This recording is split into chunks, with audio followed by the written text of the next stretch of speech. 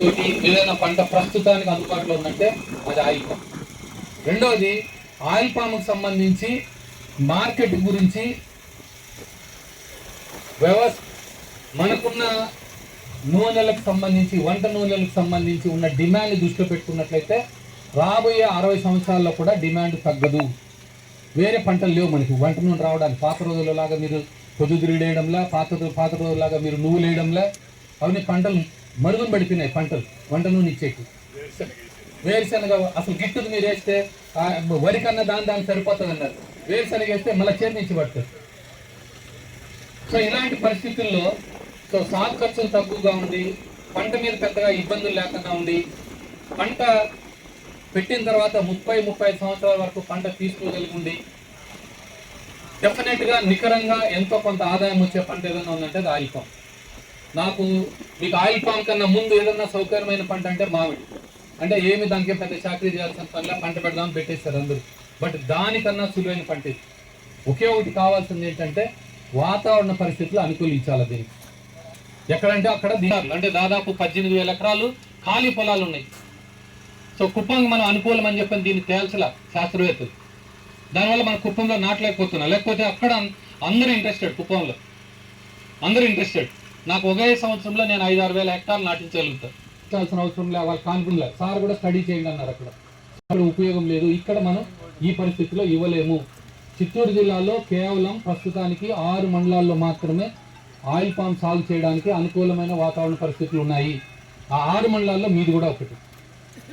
ఈ జిల్లాలో ఉన్న అనుకూలమైన మండలాల్లో నిండ్ర మండలం కూడా ఒకటి. ఇక్కడి నుంచి జీడి నెల్లూరు వరకు మాత్రమే ఉన్న వాతావరణ పరిస్థితులు ఆయిల్ పామ్కి అనుకూలంగా ఉన్నాయని ఒక శాస్త్రవేత్తల బృందం ఇక్కడ వచ్చి వాళ్ళంతా తిరిగి ఫైనలైజ్ చేయడం జరిగింది. అంటే ఇక్కడున్న టెంపరేచరు, ఇక్కడున్న గాలిలో తేమ, ఇక్కడున్న నేలలు, నీళ్లు ఇవన్నీ టెస్ట్ చేసిన తర్వాత అలాంటి పరిస్థితుల్లో మనకు ఒక మంచి అవకాశం వచ్చినట్లు. అంటే మనకి ప్రస్తుతం సాగు చేస్తున్న పంటల కంటే కూడా ప్రత్యామ్నాయంగా ఆయిల్ పామ్ సాగు చేసుకున్నట్లయితే రాబోయే రోజుల్లో డెఫినెట్గా మీకు భరోసా ఉంటుంది. ఏ రకంగా భరోసా ఉంటుంది? ఓ పంటని కొత్తగా పెట్టాలంటే మనం సాగు చేస్తున్న పంటలతో పోలి చూసుకుంటాం. ఫస్ట్ మీరు ఏ పంటతోనైనా పోలి చూసుకోండి. డెఫినెట్గా ఆయిల్ పాము సౌకర్యవంతమైన పంటగా తెలుస్తుంది మీకు. ఏ పంటతోనైనా, కొబ్బరితో కూడా పోల్చుకోండి. ఏ పంటతో పోల్చుకున్నట్లయితే కూడా ఇతర పంటల కంటే, వరి కంటే, చెరుకు కంటే, మామిడి కంటే, ఇంకా వేరే ఏ పంటైనా పర్లేదు, అన్ని పంటల కంటే కూడా ఆయిల్ పామ్ చాలా ఈజీ పంటలాగా కనిపిస్తుంది. ఒకటి. రెండవది మన ప్రాంతానికి అనుకూలంగా ఉంది. మూడవది 30-35 ఏళ్ళ వరకు దిగుబడి ఇస్తారు.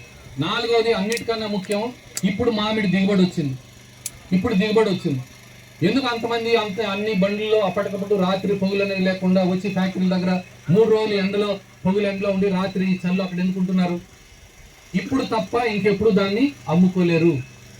ఉన్న ఈ 1.5 రోజుల్లోనే అమ్ముకోవాలా, అంతే కదా? అదే మీరు ఆయిల్ పామ్లు అయితే సంవత్సరం పొడవునా ప్రతి నెల, ప్రతి 15 రోజులకి కోత కాయాల్సి ఉంటుంది. అంటే ఒక ఇన్సూరెన్స్ లాగా ఉంటుంది. ఇక్కడేమి పంట దెబ్బతినేదానికి అవకాశం లేదు. తొందరపడి ఈ రోజే కోయాలని అదే రోజు కోయాల్సిన ఏం లేదు. మీరు వారం రోజులు లేట్ అయినా నష్టం లేదు.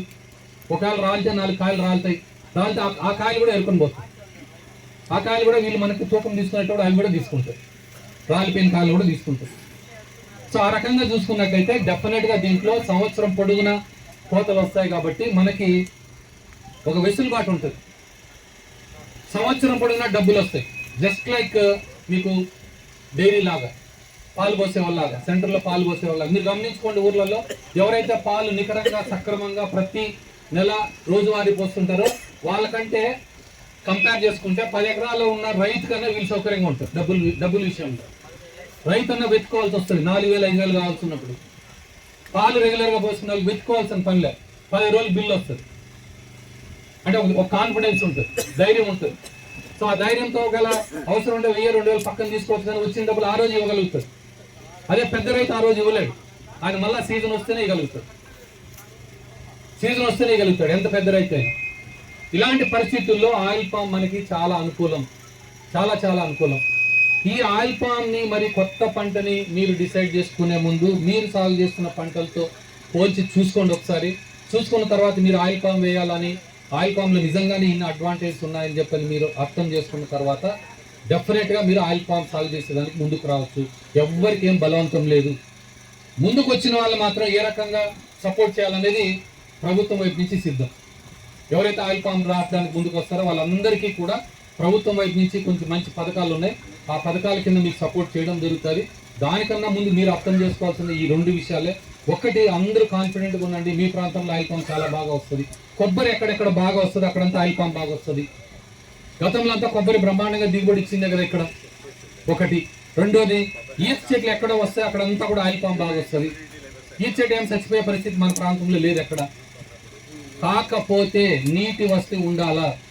ఆయిల్ పామ్కి నీళ్లు కావాలి. నీళ్లు ఉంటే అంత మంచి దిగుబడి ఇస్తుంది. ప్రతి 15 రోజులకు ఒక ఆకు వస్తుంది. ప్రతి 15 రోజులకు ఒక ఆకు వస్తుంది. వచ్చిన ప్రతి ఆకు దగ్గర ఒక గెల వస్తుంది. మీరు బాగా నీళ్లు పెట్టి కొంత ఎరువులు వేసుకున్నట్లయితే ఎక్కువ భాగం ఆడగెళ్ళు వస్తాయి.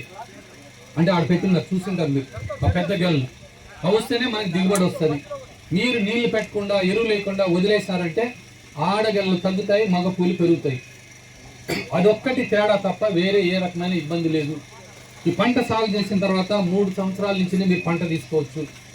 3 సంవత్సరాల నుంచి పంట తీసుకోవచ్చు. 3 సంవత్సరాల నుంచి తీసుకున్నప్పుడు 3 సంవత్సరాల వరకు వేరే అంతర పంటలు వేసుకోవచ్చు. దీంట్లో మీరు ఏ పంటలు సాగు దాని నుంచి మీరు ఆదాయం పొందొచ్చు.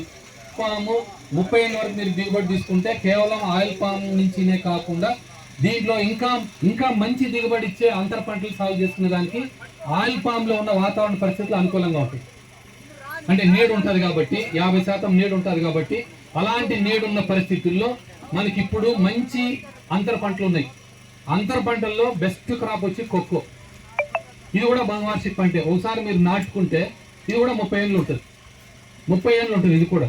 అంటే అటు ఆయిల్ పామ్ నుంచి దిగుబడి తీసుకోవచ్చు, కోకో నుంచి దిగుబడి తీసుకోవచ్చు, 2 పంటల నుంచి దిగుబడి తీసుకోవచ్చు అదే మెయింటెనెన్స్ తోటి.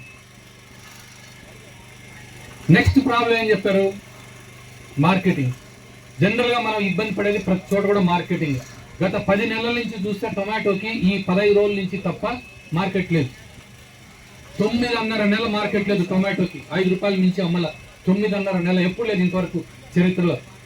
10 నెలలు టొమాటోకి రేటు ఎప్పుడైనా ఉంటే బాగా పెరిగిపోవడం, బాగా పడిపోవడం అలా ఉంది. ఇప్పుడు కేవలం వారం రోజుల నుంచి మాత్రమే 300, 400 క్రేట్ అమ్ముతుంది.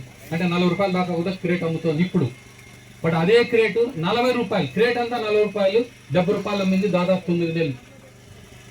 ఎవ్వరు ఏం చేయలేని పరిస్థితి. టొమాటోలు రేట్ తక్కువ ఉందని తీసుకొచ్చి మీ ఇళ్ళ దగ్గర ఇస్తే తీసుకుంటారు. నీళ్ళు కూడా పెట్టుకోవచ్చు ఎరగట్టు. ఇవేం చేస్తారు? సో ఇలాంటి పరిస్థితుల్లో మార్కెట్ లేకపోవడం అనేది హార్టికల్చర్ క్రాప్స్ లో చాలా ప్రాబ్లం. ఇప్పుడు సేమ్ మనం మామిడికి ఫేస్ చేస్తున్నట్లే అందరికీ తెలుసు. మామిడి ప్రభుత్వం గవర్నమెంట్ వైపు నుంచి 4 రూపాయలు వస్తుంది.